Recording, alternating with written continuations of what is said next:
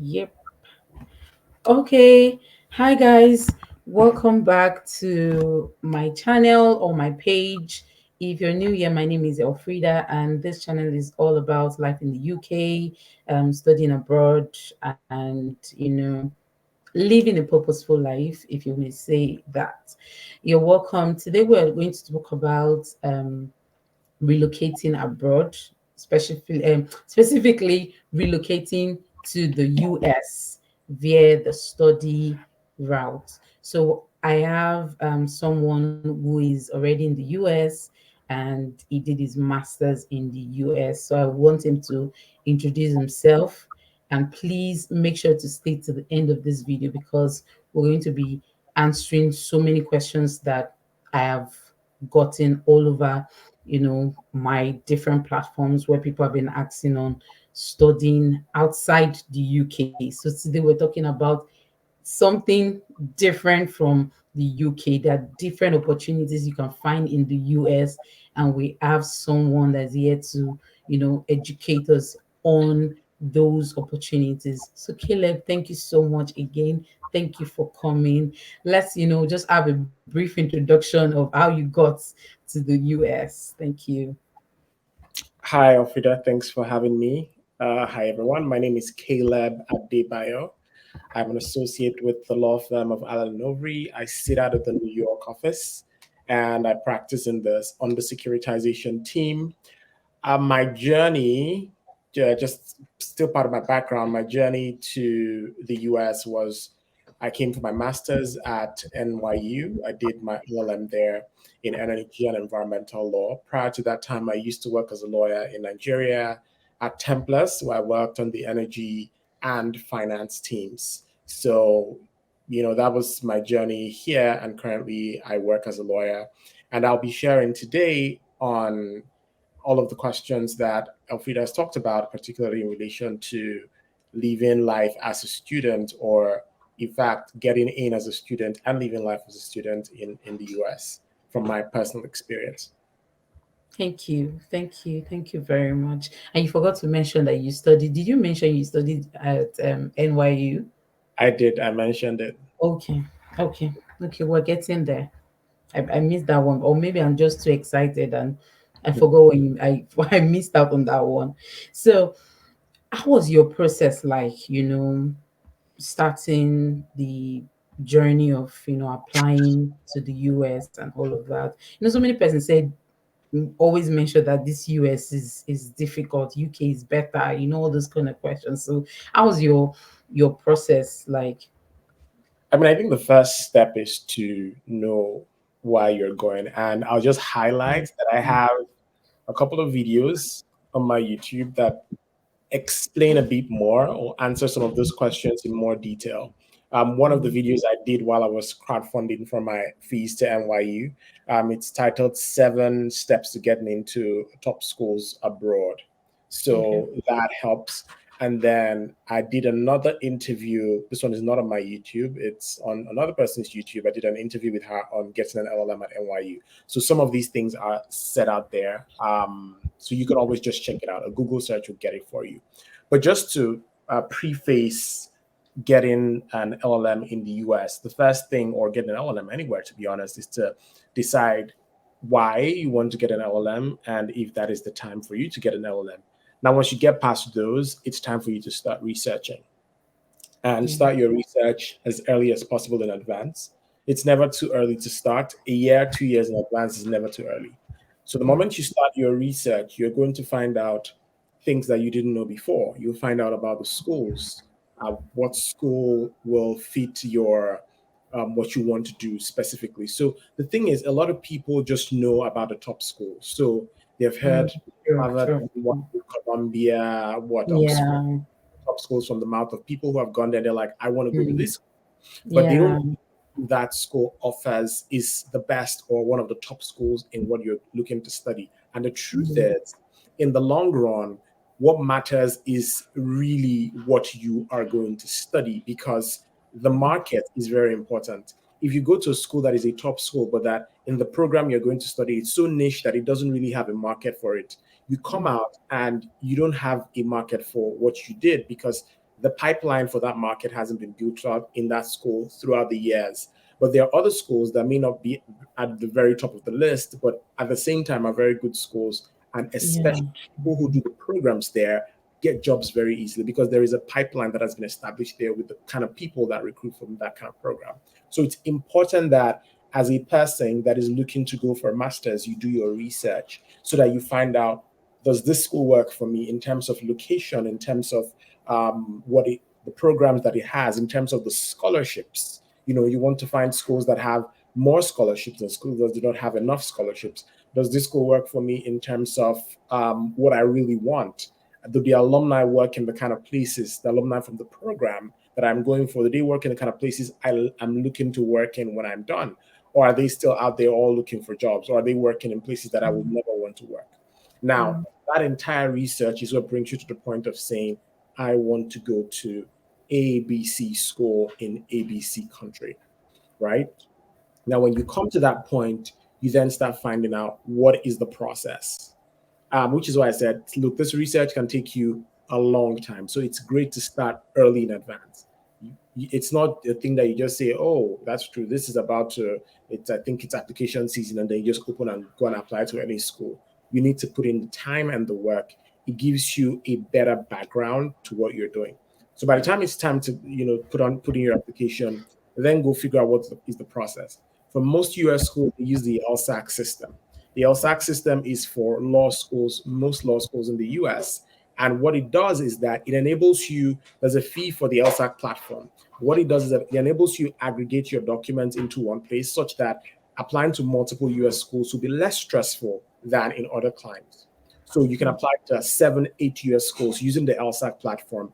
And all you're doing is changing the statement of purpose for each of the schools because your transcript has been uploaded there. You've paid the LSAC fee, so that fee covers the translation of your transcript to US standard. So you don't have to do that 5 times or 6 times. You want to apply to 6 schools. You're doing it once, and it's going to all the schools. You have put every of your other document there, your resume. You're fielding your bio data. Everything is on the platform. So all you're doing that is different is uploading the personal statement or putting it the personal statement for each school according to the school, and then you just send it out, right? So as much as the LSAC platform could be difficult to figure out, and I guess that's where people have to challenge because it's a whole platform that just looks like, what am I supposed to do? It's like you're on a shopping site because it has the cart and then it has like so many different services, and you wonder, do I do this one? Do I not? So, but by the time you have been able to understand it, there might be YouTube videos that could guide a person for that. So try to check out LSAC. Check out, there might be YouTube videos. Now, if there are not, you can, there are, but if you find that you don't really understand that way and you understand with somebody explaining to you, you might reach out to someone who has done a program before and say, hey, do you have any thoughts on how I could use the LSAC platform? So by the time you are, done figuring it out, put in your application, write your statement of purpose or personal statement, as it may be called, and put in your resume. If they ask for a video, do the video. If they ask for whatever other details, right? Your recommendation letters. That's another thing that goes on the LSAC platform. Once it's sent there. So you also need to organize those. Now, a pro tip is for you to organize everything that is not within your jurisdiction earlier than the things that you deal with. How do I mean? The one thing that you'll be dealing with yourself is your personal statement, except you want people to take a look for you, which is advisable. So because of that reason, try to get it, a draft out early, right? But a couple of other things that you might be dealing with yourself, like filling out your biodata information, those things are within your purview. But there are things that you have no control over, or you have very little control over, like a recommendation letter, right? So you don't want to be reaching out for a recommendation letter 2 weeks before or a month before, and troubling the person. The person is like, well, I just had a baby, I have this month, I cannot attend to this, and then you start feeling bad, or it just becomes troublesome, right? It's best to get all those things out, like the transcript. You want to start going for the transcript as much as early as possible, a year before, 9 months before, 6 months before, depending on your school. But at the earlier the better. The recommendation letter is the same thing. You want to start going out early enough so you can give time and then chase, and then give time and then chase, right? And then you want to just get everything out on time. So it's something that you think about earlier than you actually want to do it. So that's what I would say in terms of starting out. You got to think about, and then once you're done putting your application, and I guess that's the waiting period. Oh wow. Oh, that's I think that's actually good because you guys have to just apply to different universities in one website, right? On one website. That's like a one-stop shop for you Hmm. people. Yeah. Okay. Okay. So when do these applications actually open? I know usually for the UK we have the January start, the September start, sometimes June for some universities. But when do you guys have your starts? Like when would you say, okay, this is the start, and then this is the time you should start preparing for these applications? Yeah, most US LLMs start in September, the Okay, programs, okay, and I the see. applications typically open at about the same time for the next year. So typically, as the students are starting in September or mid or late August, the Mm, application processes are opening for the next year. So you have till December, typically most of the mm, schools, first week of December or mid December, mm, there's typically the early birds, which some schools, have the early application season, have up till maybe late October or early November, and then the rest up till December, mid-December. For some schools, it's not a big deal whether early or late because they'll okay. look at all of them anyway. I Mm, I know there are a few schools in the U.S. that have application seasons go till January, February, March, but mm, they are few and far between. Most of the schools actually have a system where your application is open by September, August, September, and then closed by December. oh, okay. Okay, okay. You made mention of scholarships in these schools. Hmm. So how do you sort for these scholarships? Is it that when applying, you also apply for scholarships, or you like make your intentions known to them that you need funding? How is it particularly done in the US? And are there bodies apart from the schools that give these scholarships for master's students? Okay, typically in the US, it's mostly the schools themselves that give the scholarships. So statistically, the US has more scholarships than anywhere else, to be honest, the Okay. UK and Europe. The thing, so that is why you would see in the UK a lot of external bodies that offer Mm, scholarships because the schools yeah. themselves often offer or offer as Mm, in sure. the US, the schools themselves offer. I think it's because the US has this system where you have the alumni establishing funds where they sort of just put money back into the school or some other systems, to be Mm, honest. But it does appear that there's more funding available in US schools. Now, in terms of how you access it or how it's given out, it depends on the school and it depends on the program. Now, with NYU, for instance, there are about 3 or 4 scholarships. There is the Podell Scholarship, which is fairly new, and honestly, I don't understand how that one works. But then there's also the Dean Scholarship, which is given to quite a number of people in different amounts: 25,000, 45,000, 15,000. I don't know if there's less, but different amounts. There is the other one, I forget the name now, that is given as a full tuition scholarship, but it doesn't cover anything else. So tuition is fully covered, but then you have to cover your feeding and your housing and every other thing. And then there's the one which is the Hauser, which is given as a full scholarship. So it's full in every sense. You have everything covered, living expenses. You literally just have to bring yourself to school. Now, for NYU, every other scholarship is the application is the same as your application to the school. So you don't do anything extra. Just write your statement of purpose along with your regular documents and submit it, and then they consider you for the scholarships. But the Hauser, which is the one where you get everything fully funded, is you have to write a different paper for it, and then they make their choice from there. Now, I'd advise people to, when applying for scholarships, go and look at those who won the previous ones. Go back a couple of years, read their profiles, check them out on LinkedIn, see what they did before that. The sometimes the grades they made will inform you. Sometimes, a lot of times you can't help with the grade because at the point you apply, you probably have finished school, but just Yeah, sure. things that they did on their profile. If possible, reach out to them, ask them what did they do, how did they write their essay. If they're willing to share it, you could also ask them for it. So yeah, that's the thing with that's so that's just it with scholarships. Every school has their what they use to determine how to give it out. Some are merit based, some are need based, and some would say write a separate thing, some would say don't. Some would have special scholars. There's this other $10,000 scholarship at NYU that is given for someone doing a master's in the energy sector who has done some work in the energy sector. And so there are just those different siloed scholarships as well, and in finding them, you have to go to the website of the school, which is where the research comes in. So if you're saying, I'm narrowing down to 5 schools that I'm applying to, you want to go to the website and research and see what scholarships are available and how do I apply for them. Oh, okay. So these scholarship are usually on their website. So every university would usually have these on their website. Yeah. Oh, okay. I mean, Okay. how it shows may differ. So it may not be very obvious for some. For some, you have to dig a bit. Yes. And then for others, you just be able to easily find it. Just depends on how the website is. But then another good thing is to talk to those who have gone ahead of you.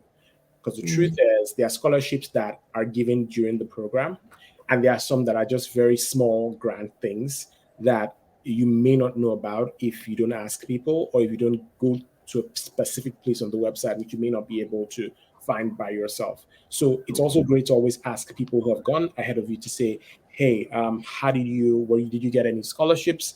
And what scholarships did you get? What scholarships exist that I don't know about for this program? mm. Wow. So apart from having full tuition scholarships, are there no scholarships that actually cover you from like coming your tickets to Nigeria and back, or maybe just your flight tickets, like what we call full funded, scholarships? Yeah, Don't they so have? the HASA and the Podel for NYU do that. They would Okay. reimburse your flight fees and pay for Mm, it. And so all you're doing, literally, in actual fact, is that you're mm, packing your box you're and you are bringing moving. it. That's Yeah. it.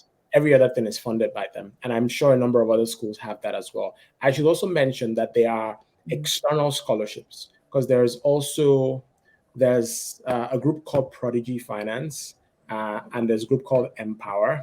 One of them or both of them do a mini scholarship thing. I think about $5,000 during their primary job is to give out student loans, but they have all this scholarships they give out from time to time to students as well. So these are things that sometimes you have to ask questions. If not, you probably never know. mm, Mhm. So I'm guessing you asked a lot of questions when you were on your journey. Yeah, I had to because I was looking for money to go to school, right? Mm, The thing is, you may not always get the answers you're looking for, but at least you'd have asked and known that you have made all efforts to explore all the opportunities. yeah, true, true. And then for these scholarships, do they usually put their eligibility criteria, like apart from the ones that would consider you if you just applied for admission, They do they will. actually put it Yes, separately? put it there. Okay, okay, Yes. So I may have been going, one step ahead. So let's go back to the admission now. Okay. For the admission process, what are the criteria? What are the eligibility criteria? At least from your university, what's the list you can, expect? Say Mm. first class, second, those things that they expect a candidate should have. So truth is, I'm not sure what point in the academic grade that they look and say, well, the grade is too low, we can't take you. First of all, Mhm. you should understand that they do convert the grades to their own standards. So our reflection of first class, second class may not necessarily reflect it like that on their end. Uh, Mm, but I okay. think having a good grade always helps. True, true. But for the people who have finished school and did not have good grades and are looking to go to these top schools, the question is, what else do you have? What else are Mm, you bringing to the table? Now, these schools want a number of things. One, they want to see somebody who's enthusiastic about attending their school, who is very excited about the prospects of their school. So your statement of purpose or your personal statement, whatever it's called, has to really reveal this quality to them. They want to see, why is it our school you want to come to? So you cannot make mistakes like having the name or the address of another school that you applied to on your personal statement and sending it out. That would be Mm. such a blunder that you would not want to make. At the same Yeah. time, a number of people now, they are on the LSAT platform. One of the I'd say disadvantages is that it allows you to send one personal statement to all the schools. It will ask you, do you want to send the same personal statement? I recall my mentor advised me then, and he said, never do that. You want to send individual personal statements and individualize it, because your personal statement is really your selling point. Yeah. The moment you Mm. say, oh, well, I'm too lazy, all six schools should just read the same thing, it's never going to be personalized, and they would not see why exactly you should be given that admission over someone else. So telling a compelling story through your personal statement is very important. That's why people should spend time working and reworking it, because that is the first place you show them, I'm very enthusiastic about your school, I'm very enthusiastic about the program, and this is what the benefit that this program will give to me going forward. They want to know that they're going to be a part of your story beyond the school. They want to know that after the program, you will be able to carry the experience and it would mean something for your career. So you have to tie that story together. So tell them where you're coming from. Again, diversity of backgrounds is something schools are looking for, particularly the Mm. school like NYU. So they want to have a class that they can boast is a diverse class, is a class that brings people together from here, from there, and people with diverse backgrounds. So you want to bring the unique thing your background brings to the story and show them where you're coming from, what you currently do, why you do what you do, and why you want to go and get into their program at their school, and how it will benefit you going forward. So when that story ties together, you're going to be showing them, hey, this is my experience. Of course, you have your resume on file as well. So one, more experience typically helps with admission and funding. The more Mm. experience you have, I was yes, going to ask you about yes, more experience you have, CVs and resumes. yes, which is why now when I say more experience, I mean you have spent more time in the workforce, right? You have Wow. spent, I mean, I think the sweet spot is around, 2 to 3 years, 2, 3, 4 years, that sweet spot where you have experience, but you don't have too much experience that the master's program will not be beneficial to you, but you have just the right amount of experience that, and this is not saying that those without experience or those that have, a lot of experience do not get in, but this is really just the sweet spot of what they're looking for. And in making your application, you want to highlight what you have done, where you have worked, what you have done during your job. What you have done is more important than where you have worked. It's saying, well, these are the things I did, and these are the skills I picked up, and these are the experiences that I have that will be useful to this class, right? And this is what informed me to make the decision of applying to school here, and this is what I will be doing or using this degree or this knowledge for after I'm done with the program, right? So telling this story through all of your documents is one of the most important things, right? As important as your grades are, as great as they are, because I think they're very, very important, because some of the scholarships, like the Hausa, for instance, at NYU, you'd see that a lot of the people who got it, if not all the people who got it, were people who had graduated top of their class. So the grades are great, but where you don't have the grades, or even if you have the grades, you want to also add these other things to it and make them see that you're a total person. You're somebody who can bring value to their institution. You're somebody who values their institution as a place where you can achieve what you want to achieve, and that it would not just mean another box you're ticking off your list. It will be a part of your life, even after the program. Oh, wow. So do they also consider voluntary and Absolutely. leadership stuff to does Yes. it count? They want Mm. to know that you are a total person and that you Mm. connected to your environment, to your community. They want to know Mhm. that you can work with people from other jurisdictions, from other countries. You are tolerant, you are able to appreciate diversity, and they want to know that you have have a connection to society. in terms of community work, development work, volunteering work. Those things are always important. So it's sort of important to keep these things in mind when making the application, and just bring all the things you have done that connects you to your community and put it inside that story. Mm. Okay. Okay. That's nice. Wow. Wow. That's really really nice. And for these scholarships, do they really mandate you to um write a section or a clause? Do they put a clause where you have to mandatorily go back home, or invest in your home countries? Like some scholarships here in the UK, like the Commonwealth, Shivni, those scholarships, mandate you to go back and actually um, work. The essays down in your countries. Do the things you said you were going to do. Yeah. Do there are scholarships like that in the UK that actually mandate you, going So back?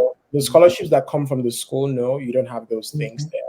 there. The Mm. scholarships that are in the UK in that way are typical development scholarships, Yeah. Commonwealth, and they are external as well, and typically aimed at helping people from the Commonwealth countries or from the country Mm. people from to learn outside and take the knowledge back to their countries. If it's coming from the school, I mean, in the US, you don't typically find that. The external ones also, you do not typically find that. It's not very common to my knowledge. So no. Okay. Okay. Wow. That's awesome. That's awesome. Okay. So I think we've also talked about the eligibility, because from what you said, I'm not sure there's apart from the grades, personal statement. Yeah, let's come to personal statement. So you've mentioned telling them why you want to study, what you've been doing in that field. Your resume should also speak of that too. What else do you guys, or do they expect you to also bring your background to the personal statement? Bring in things like what your family background has taught you or has helped you access to education, and those kind of things that we usually put in personal Mm. statements to make it more personal. Do you guys have things, requirements like that? Look, so there are no nobody sets out requirements, on Okay. on the website or anywhere else to say Mm, your personal statement should, involve stories about your family or not involve it. I think mm. sometimes they do set, what it should What you state, should say. why you're coming and all of that, why do you want to do the program, but then it's about you to then craft it the way you want to, right? If Okay. your background and your family and where you come from and how you grew up is a key detail in communicating why you're taking up a master's, then you should put it there. They want to know that they're connect. They want to connect with you essentially. They want to know that this is a human being on the other side, and they wrote this personal statement themselves, and they really want to come to this school and attend this program. For instance, and this is away from the family background thing. Something you might want to put in your personal statement is mentioning that there's you really have heard or have read about this professor who teaches one of the courses of the program, and one of the reasons why you really want to come to the school or do the program is because you want to be under her or his tutelage and really learn firsthand on this and this and this, which has been a subject of research in your course of study. If it is that your family background, you're deciding to do something in agriculture because of food insecurity in your family as a kid, then, or maybe, wrong nutrition or whatever, affected yourself, you or your kid brother or your big sister or something. You want to put that in there and tell that story because it explains why you're deciding to take studies in understanding how nutrition or agriculture affects the world so that you can be part of solving a problem. So if it all ties together, then you tell it. True. Okay. Hmm.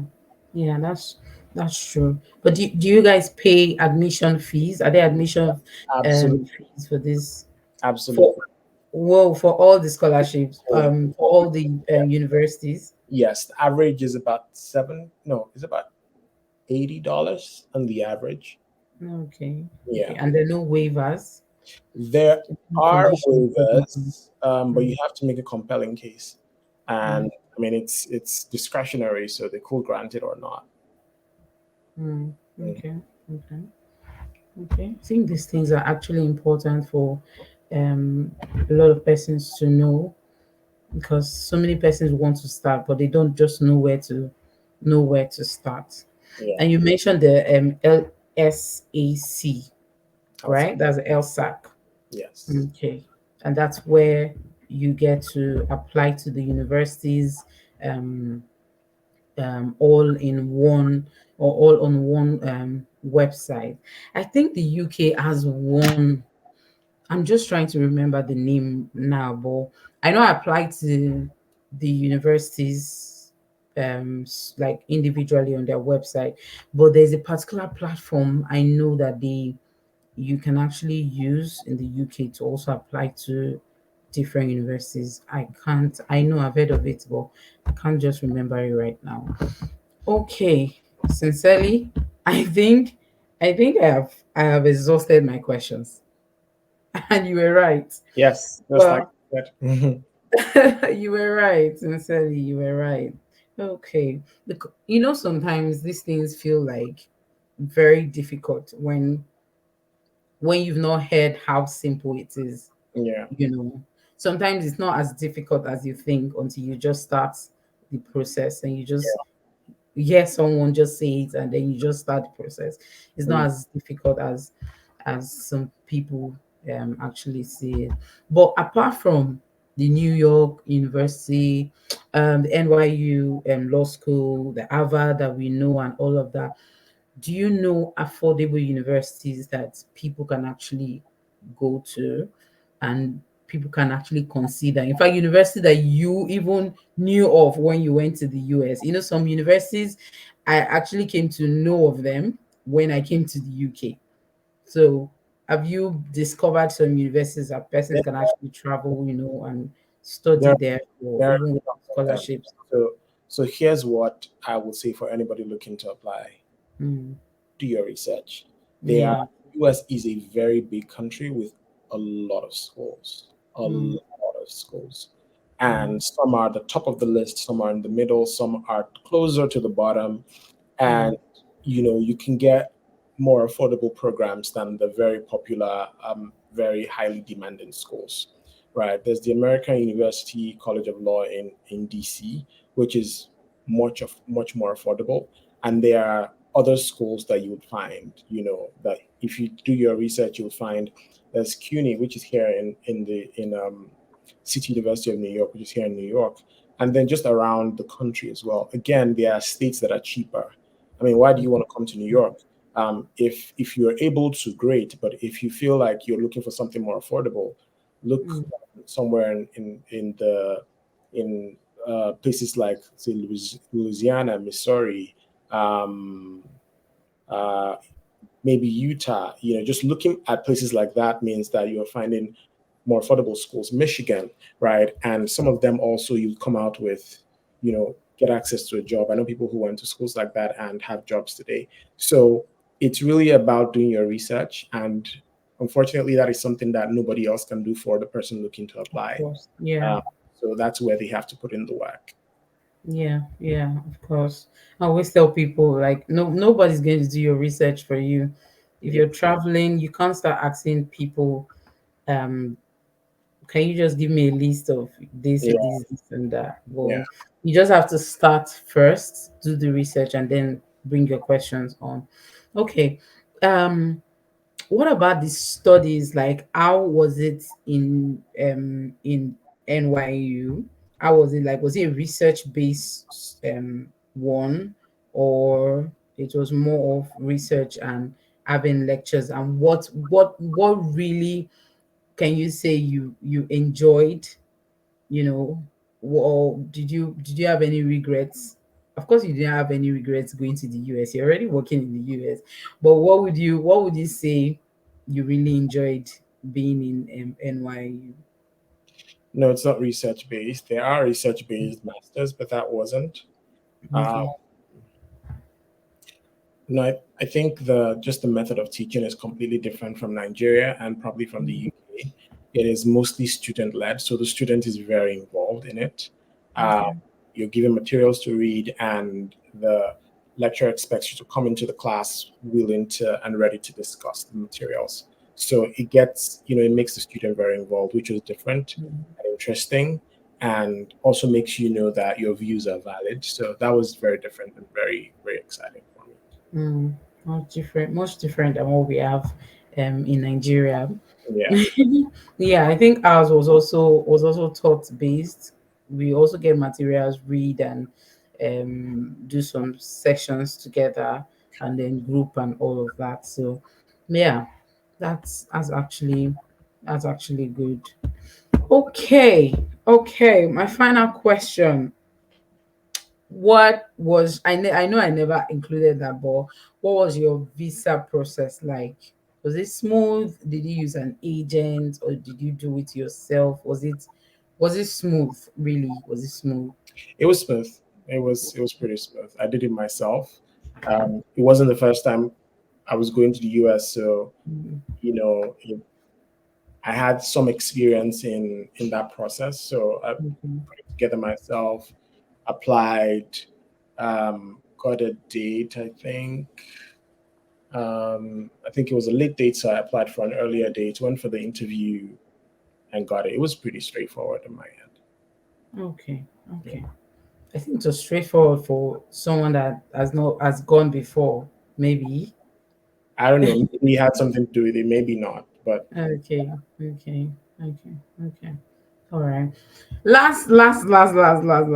What is the accommodation like? What's the accommodation like for students? Do the universities provide accommodations, especially with people with funding? Do they give them accommodation, or it's only when it's maybe a full scholarship? What do the universities actually do in terms of helping people out with accommodation? so there are accommodation provisions at the school. Um, it can be that you want to pay for it, or it's from your scholarship. Even as a scholarship holder, you might decide you don't want to stay on campus. They'll provide Okay. your money to you to get housing elsewhere.